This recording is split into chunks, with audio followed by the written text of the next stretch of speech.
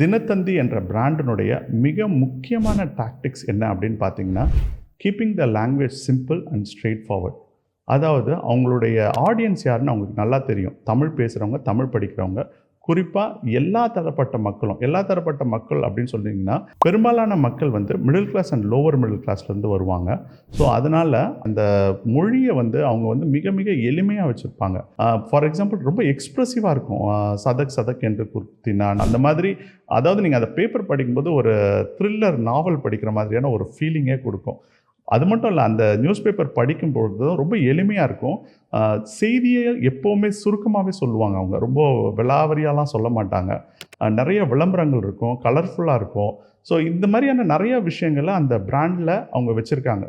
இது எதுக்காக அப்படி வச்சுருக்காங்க அப்படின்னு பார்த்தீங்கன்னா, இந்த எல்லா விதமான மக்களுக்கும் அது போய் சேரணும் அப்படின்றதுக்காக.